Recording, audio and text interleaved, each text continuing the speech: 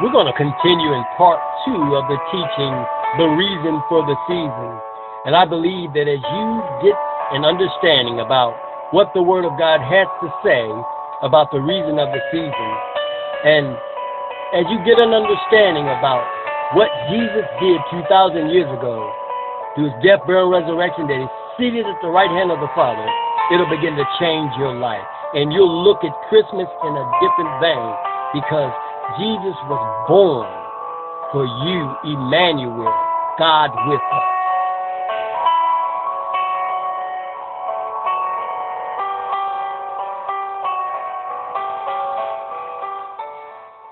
Now we're going to go ahead and get into the teaching, and I'm going to go ahead and start over there.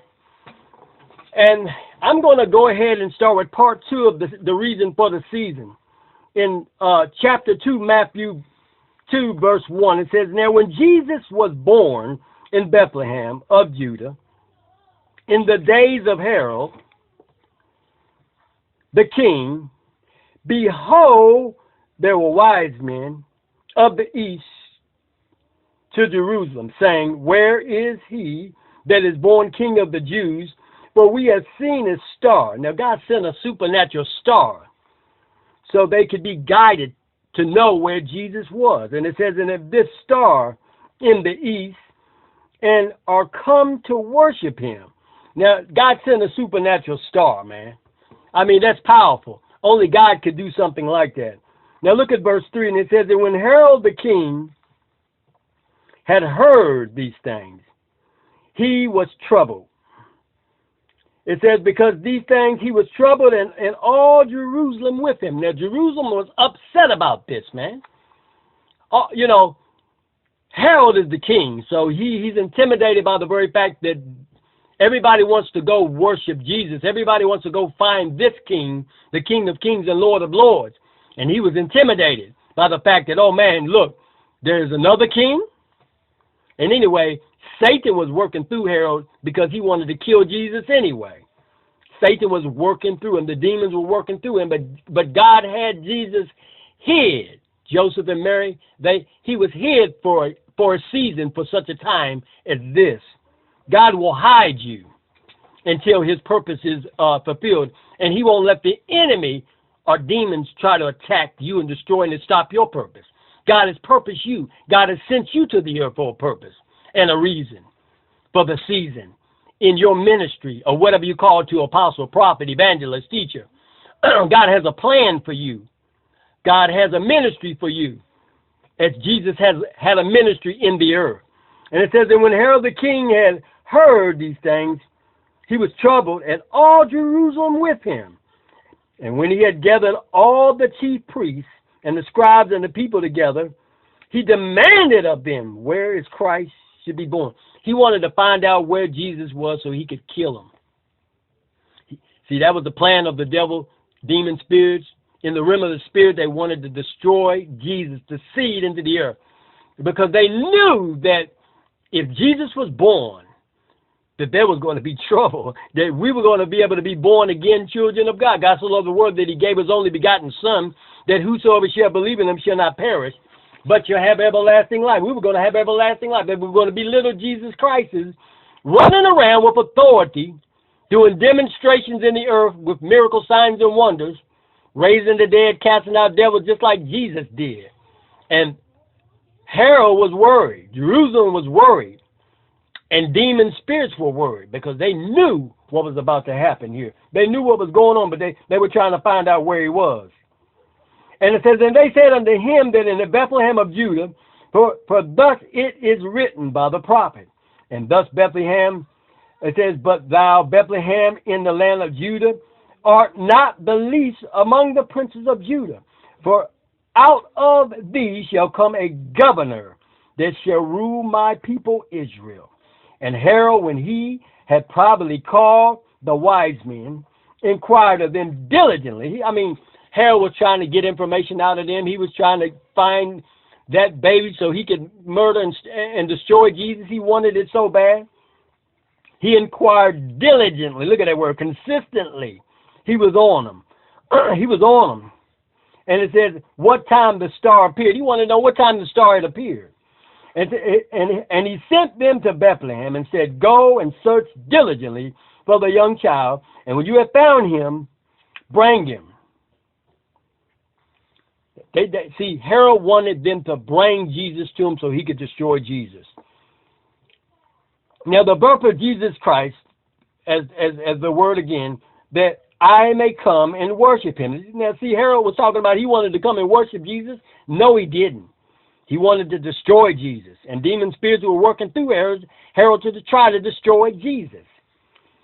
When they had heard the king, they departed, and lo, the star which they saw in the east went before them, till it came and stood over where the young child was. Now, the wise men were guided by that star supernaturally. God showed them exactly where Jesus was by that star. Verse 10, it says that when they saw the star, they rejoiced with exceeding great joy. This spirit of praise and rejoice came upon them, exceedingly great joy. Supernatural joy came on the wise men when they saw the star. They rejoiced with exceeding great joy. Exceeding great joy?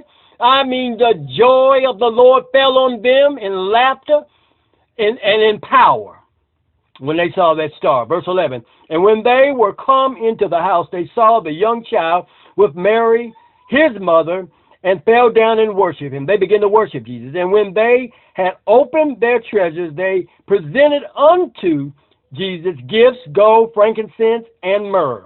And being warned of God in a dream, they should not return to Herod. God told them in a dream, supernaturally. Supernatural revelation of certain facts in the mind of God. Word of God's wisdom in a dream told those wise men, don't go back to Herod, because God knew what Herod was up to and the demon spirits were up to, trying to steal that seed in the earth so he wouldn't be able to send a redeemer into the earth through his death, burial, and his resurrection and allow us to have access to the throne room of God and to be born again. This was very important for Jesus to be born. Very important for Jesus to go through his death, burial, and his resurrection and to be seated at the right hand of the Father. And he's making intercession for us daily because we were going to be born again. Old things will pass away and all things we're going to become new. We're overcome by the word of our testimony and by the blood of the Lamb. So God spoke to the wise men and told them not to return to Herod. They departed into their own country another way. And when they were departed, behold, the angel of the Lord appeared to Joseph in a dream, saying, arise and take the young child and his mother, and flee into Egypt, and be thou there until I bring thee word. So God gave him direction to get out of there. It says, for Herod will seek the young child to destroy him. See, that was Herod's intention. He wanted to kill baby Jesus. And it says, and when he arose, he took the young child and his mother by night and departed into Egypt, and was there until the death of Herod, that it might be fulfilled which was spoken. Herod died, which was spoken of the Lord by the prophet, saying, out of Egypt have I called my son. Then Herod, when he saw that he was mocked of the wise men, he was exceedingly wroth, and sent forth and slew all the children that were in Bethlehem. Now, he murdered all these children because he was mad that he couldn't find that seed. Now, that's evil. That's crazy. And that's demonic. To kill children through abortion is crazy and evil. But Herod he murdered all them children because he was mad. So you know what he was going to do to Jesus if he found him. And he slew all the children that were in Bethlehem and in all the coasts thereof, from 2 years old and under, according to the time which he had diligently inquired of the wise men. Then it was fulfilled which was spoken by Jeremiah the prophet, saying, in Ramah there are the voice, I heard lamentations and weeping and great mourning, Rachel weeping for her children, and would not be comforted, because they are not. But when Herod was dead, behold, an angel of the Lord appeared in a dream to Joseph in Egypt. And I'm going to go ahead and close there. Now see, God protected the Son of God from Herod. He wanted to kill Jesus and stop that seed from coming forward. But God wouldn't allow it. God wouldn't allow Satan to steal that seed.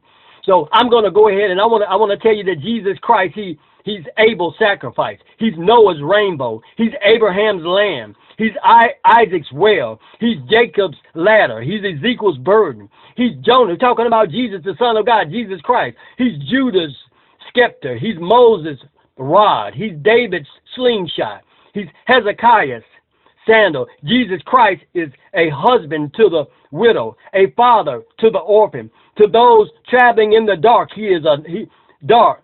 In the dark, he is the light. He is the bright and the morning star. To those in the lonesome valley, he is the lily of the valley.